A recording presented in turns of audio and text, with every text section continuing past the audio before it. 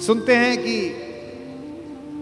इंद्र माताली से, जो उसका सारथी है, जो उसका ड्राइवर है, उससे बोला कि रथ लेकर चलो। उसने कहा अभी तो दिन पूरा चढ़ा हुआ है, मैं कैसे आऊं? उसने कहा देखने आओ कि युद्ध कितना सुंदर हो रहा है। अभिमन्यु जिस दिन जा रहा था लड़ने के लिए, उसने सबके पैर छुए। युधिष्ठिर ने कहा जीते रहो मेरे लाल। धृष्टद्युम्न ने कहा जीते रहो मेरे बेटे। चाचाओं ने, नकुल ने, सहदेव ने गले लगा लिया अपने भतीजे को और कहा जीते रहो। जब उसने मामा के पैर छुए, कृष्ण के पैर छुए, तो कृष्ण ने कहा यशस्वी भव।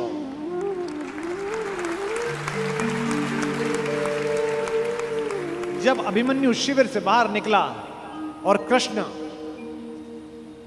देखने लगे, तो द्रौपदी ने कहा मेरा बेटा जीवन की सबसे बड़ी लड़ाई लड़ने के लिए जा रहा है कान्हा, सबने उसको जीते रहो का आशीर्वाद दिया, तुमने नहीं दिया।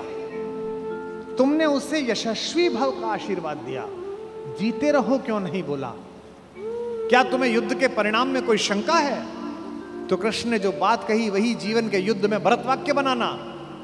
माधव ने कहा कि कृष्णा मैं नहीं जानता कि आज के युद्ध का परिणाम क्या होगा, पर मैंने जो शिक्षा अपने भांजे को दी है, मैं ये दावे के साथ कह सकता हूं कि महाभारत के रण में जीते या हारे कोई भी, लेकिन सबसे बड़े और उज्जवल योद्धा के रूप में मेरे भांजे का नाम लिखा जाएगा, अभिमन्यु का नाम लिखा जाएगा। महाभारत में जब जब पढ़ता हूं, युद्ध का एक एक दिन बढ़ता चला जाता है और मुझे कृष्ण के ऊपर बेचैनी प्रारंभ हो जाती है।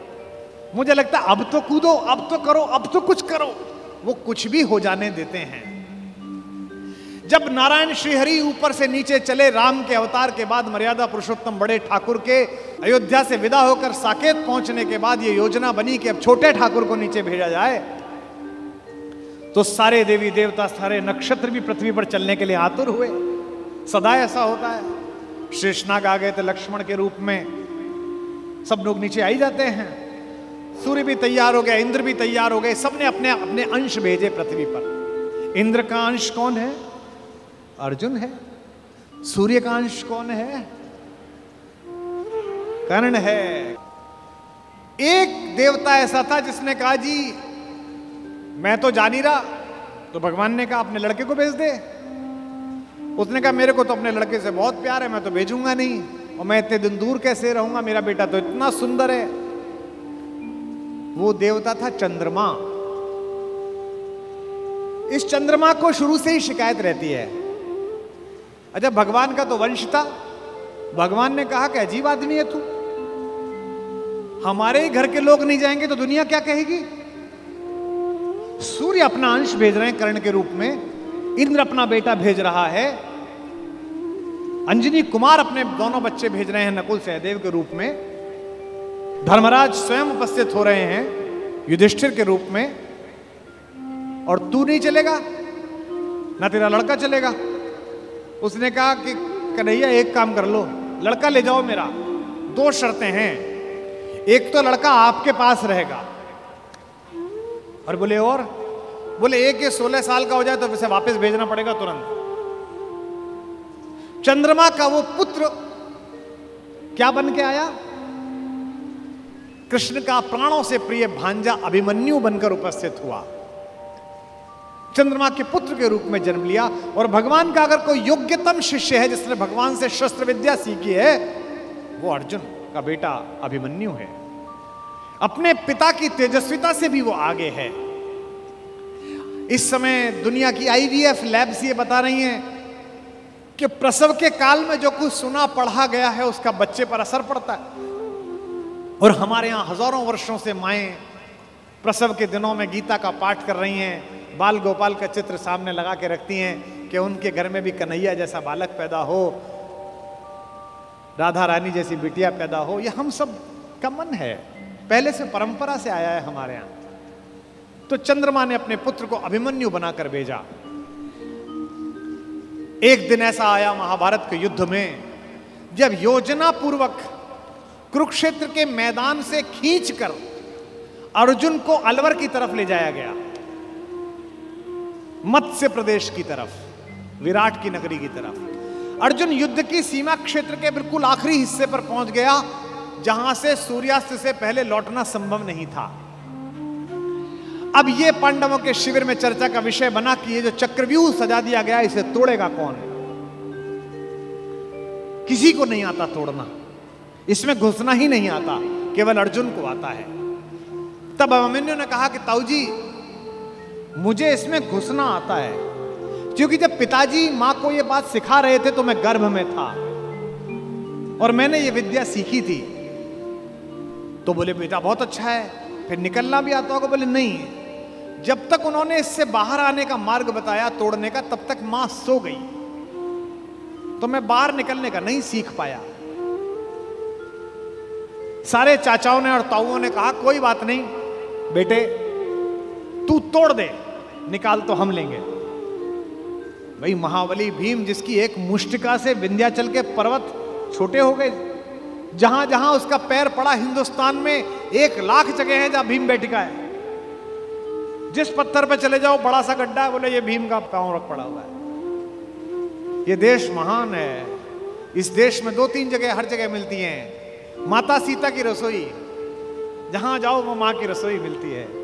क्या बढ़िया प्रतीक शास्त्र है। दुनिया के 44 देश घूम लिए, इसी क्षण भी अगर भगवान वापस बुलाए और ऊपर बुला के पूछे कि तेरे सत्कर्मों के कारण तुझे देश चुनने का अवसर दिया जाता है, तो मैं दुनिया के सारे देश छोड़कर फिर यही चुनूंगा जहां की मिट्टी में गोपाल लेटा है,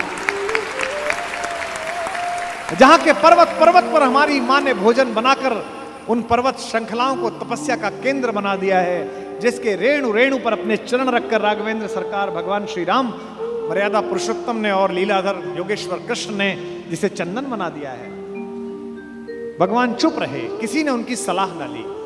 सेनापति धृष्टद्युम्न थे, द्रुपद पुत्र। सेनापति ने योजना की कि कोई बात नहीं बेटा, मामा ने भांजे को आज्ञा दी कि कोई बात नहीं, तू चला जा इसके अंदर और हम सब तुझे निकाल लेंगे। इतिहास गवाह है, तारीख गवाह है कि अभिमन्यु ने उस चक्रव्यूह को तोड़ा और चक्रव्यूह के दूसरे चक्र में ही पांडवों की सेना को बाहर कर दिया गया और चक्रव्यूह में वो अकेला रह गया। क्या लड़ा, अद्भुत युद्ध हुआ। सुनते हैं कि इंद्र माताली से, जो उसका सारथी है, जो उसका ड्राइवर है, उससे बोला कि रथ लेकर चलो। उसने कहा अभी तो दिन पूरा चढ़ा हुआ है, मैं कैसे आऊं? उसने कहा देखने आओ कि युद्ध कितना सुंदर हो रहा है। अभिमन्यु जिस दिन जा रहा था लड़ने के लिए, उसने सबके पैर छुए। युधिष्ठिर ने कहा जीते रहो मेरे लाल। धृष्टद्युम्न ने कहा जीते रहो मेरे बेटे। चाचाओं ने, नकुल ने, सहदेव ने गले लगा लिया अपने भतीजे को और कहा जीते रहो। जब उसने मामा के पैर छुए, कृष्ण के पैर छुए, तो कृष्ण ने कहा यशस्वी भाव।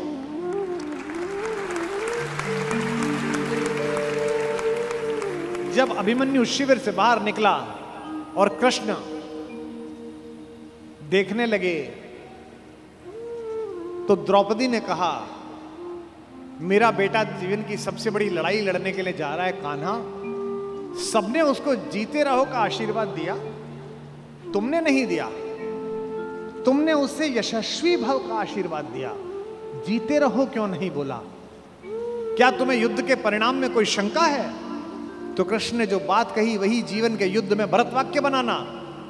माधव ने कहा कि कृष्णा मैं नहीं जानता कि आज के युद्ध का परिणाम क्या होगा, पर मैंने जो शिक्षा अपने भांजे को दी है, मैं ये दावे के साथ कह सकता हूं कि महाभारत के रण में जीते या हारे कोई भी, लेकिन सबसे बड़े और उज्जवल योद्धा के रूप में मेरे भांजे का नाम लिखा जाएगा, अभिमन्यु का नाम।